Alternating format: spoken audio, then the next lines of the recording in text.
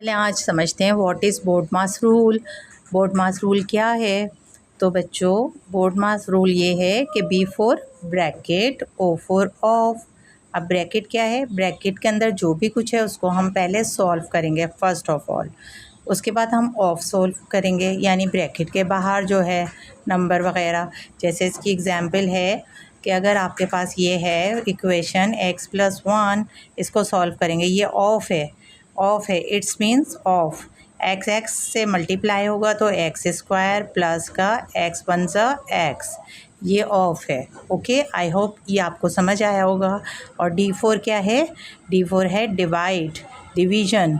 Okay, M for multiplication, A for addition, this one and this one, addition, and S for subtraction.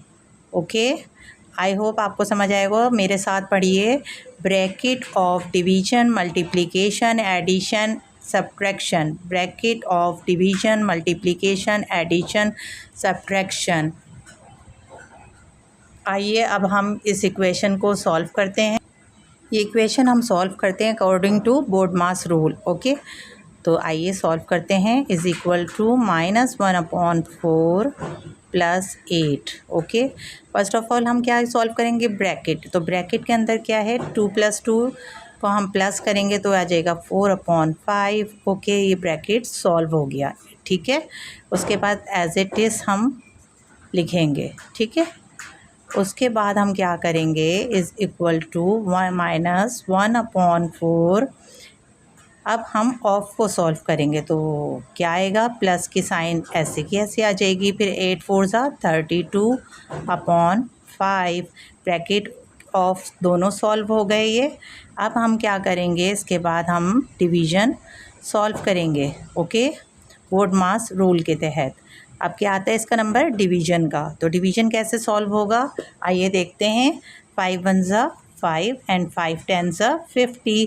Division भी हमने solve कर दिया। तो फिर क्या आ जाएगा? -1/4 + 32/5 + 10। अब इसके बाद हमने क्या मल्टीप्लिकेशन करनी है, तो 10 3 30। ठीक है, 30 आ गया यहाँ पर, सॉल्व हो गया, मल्टीप्लाई भी हो गया।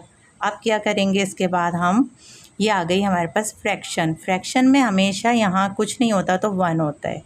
तो अब इसकी हम फ्रैक्शन निकालेंगे, इसका एलसीएम निकालेंगे 4 और 5 का। तो 4 और 5 का एलसीएम क्या होगा? 2 2 4,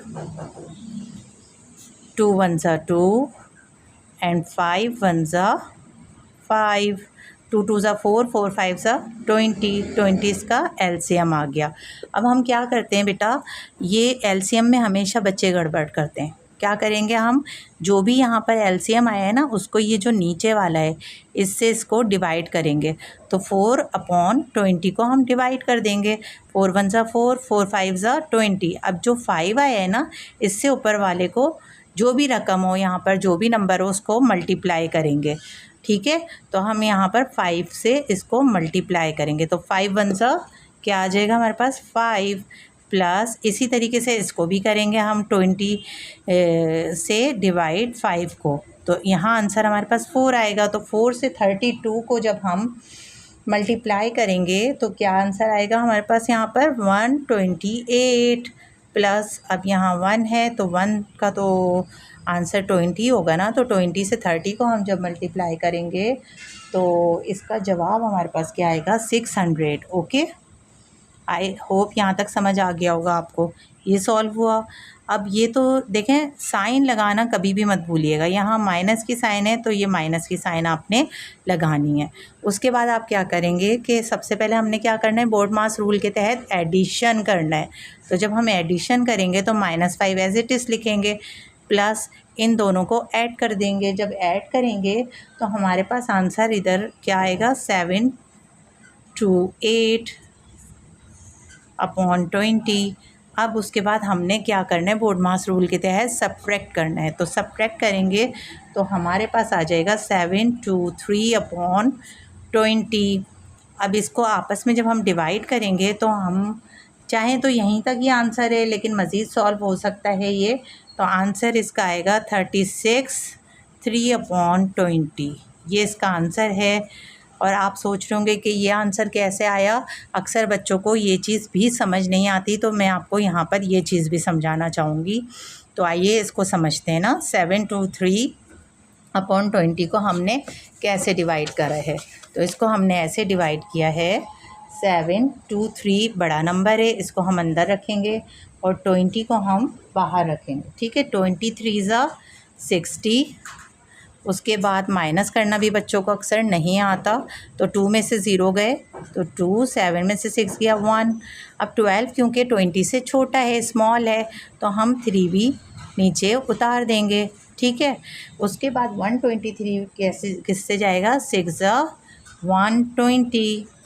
अब इसका जवाब देखें आप गौर से ना। अब इसको माइनस करेंगे तो 3 इसका आंसर आ जाएगा। लेकिन अगर अब यहीं रोक देते हैं तो इसको तो आप डिनोमिनेटर को हमेशा नीचे रखेंगे, क्योंकि ये डिनोमिनेटर था ना पीछे, आपने देखा ना ये यूँ था ना 7/23/20, तो ये डिनोमिनेटर है और ये डिनोमिनेटर है, तो डिनोमिनेटर तो अपनी जगह पर ही आएगा और जो बचेगा ना ये ऊपर चला जाएगा।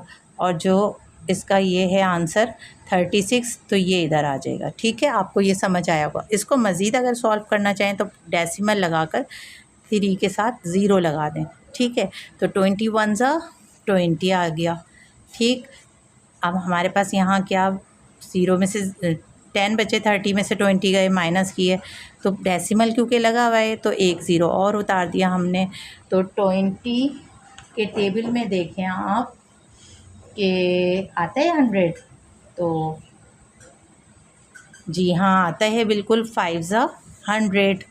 तो इसका आंसर ये भी हो सकता है 36.15, ये इसका आंसर हो सकता है। अब आई होप आपको अच्छे से समझ आ गया होगा।